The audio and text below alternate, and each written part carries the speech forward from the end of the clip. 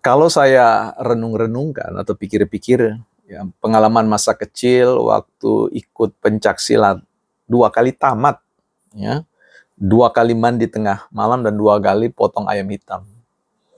Tapi sampai hari ini tak satu pun jurus yang saya pahami atau tinggal membekas dalam benak saya. Dan kalau harus berhadapan dengan situasi fight, saya yakin jurus sembarangan yang akan dikedepankan. Mengapa hal ini bisa terjadi? Ini yang akan kita ulas bersama di Bukan Ahli Filsafat untuk memfilsafati filsafat bela diri.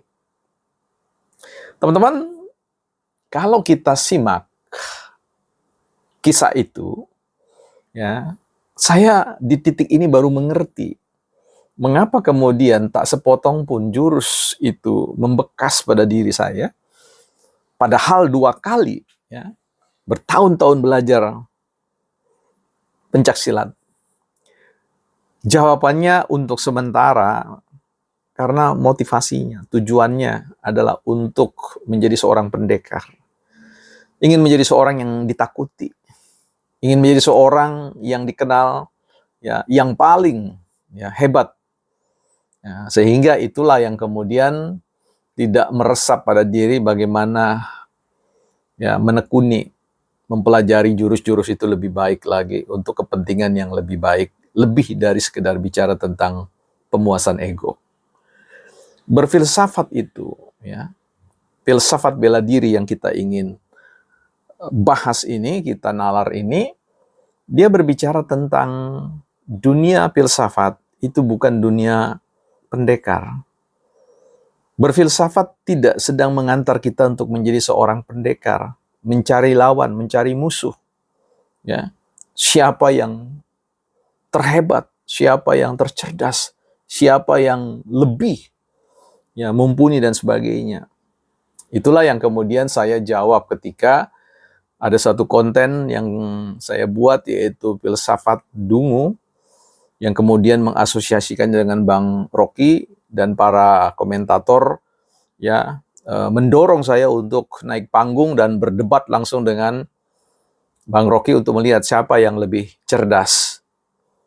Ya, saya jawab dengan sederhana bahwa kalau berdiskusi, yes, saya siap kapanpun. Tapi kalau berdebat, oh no. Ya, karena berbicara tentang prinsip yang saya pegang dalam berfilsafat, ini menempatkan orang lain bukan sebagai lawan. Pengejaran yang kita lakukan di dalam berfilsafat bukanlah pengejaran untuk membela diri kita, membela pikiran-pikiran kita, membela ego-ego kita. Pengejaran yang kita lakukan adalah, ya, kita tidak berhadapan dengan orang, sosok, dengan tujuan untuk mencari yang ter itu, ya. Tetapi betul-betul pendekatan filsafat itu membela pikiran-pikiran kita, membela keyakinan-keyakinan, prinsip-prinsip nilai, gagasan-gagasan yang kita miliki, ya. Dari siapa? Bukan dari Bang Rocky Gerung, bukan dari yang lain-lain. Tetapi kita menghadirkan, ya, kontestasi pikiran, kontestasi gagasan yang kadang-kadang kita harus melawan diri kita sendiri atau pikiran kita sendiri gitu loh. Ya. Jadi kesibukan kita berfilsafat itu bukan kesibukan untuk mencari lawan berikutnya siapa yang harus kita taklukkan, siapa yang kita hancurkan, ya, dan seterusnya. Berfilsafat itu adalah sebuah langkah, atau mungkin kita sebut sebuah lari maraton, lari estafet, atau apapun juga, dengan kecepatan kita sendiri, bukan kecepatan orang lain. Karena setiap orang star berfilsafat itu dalam waktu yang berbeda, dalam sebuah perjalanan pengalaman empiris yang berbeda. Sehingga ketika kita ingin berfilsafat, sangat baik kalau kita berfilsafat dengan kecepatan kita sendiri, dengan tujuan kita sendiri, dengan segala apa yang kita miliki. Ya. Ini bukan, sekali lagi, bukan sebuah perlombaan siapa yang Ini adalah sebuah ajakan, undangan bersama secara kolektif, ya, kolaboratif, ya, untuk mengelaborasi semua gagasan-gagasan, pikiran-pikiran, prinsip-prinsip, keyakinan-keyakinan yang ada di benak. Entah benak itu benak kita atau benak orang lain. Ya, filsafat itu ramah pada semua orang. Filsafat itu kejam hanya pada satu gagasan-gagasan manipulatif, gagasan-gagasan yang bisa menghancurkan potensi hidup seseorang atau orang banyak. Jadi, ketika kita ingin berfilsafat, tentu kita punya gaya sendiri-sendiri di dalam berfilsafat, atau dalam bahasa yang lebih teknis disebut sebagai metodenya sendiri. Ya, setiap filsuf tidak memiliki metode yang sama.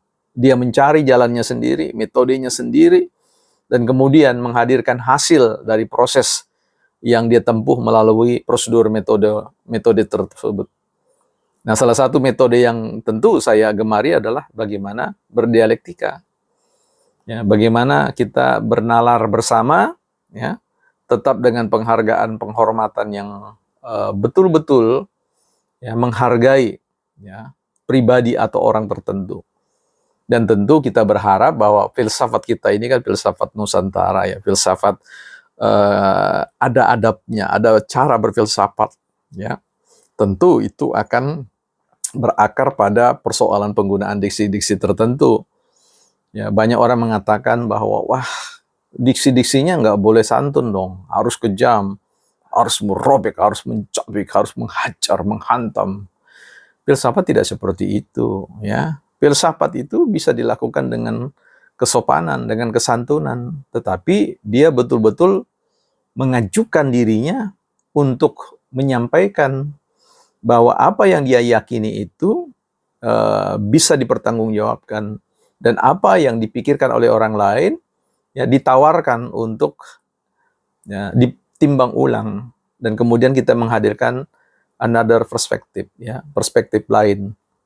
Jadi sekali lagi kita semua akan berfilsafat menurut kecepatan dan juga menurut level tingkatan akumulasi pengetahuan yang kita miliki sendiri. Dan filsafat tidak untuk ya dikontestasikan.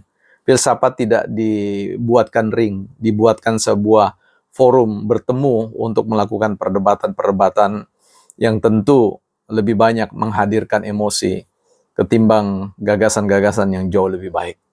Dialektika yang soft ya merupakan salah satu metode yang menurut saya pas buat saya. Saya tidak tahu apakah itu pas buat Bang Rocky Gerung atau yang lain. Semuanya tiba pada sebuah pilihan gaya berfilsafat atau metode berfilsafatnya sendiri.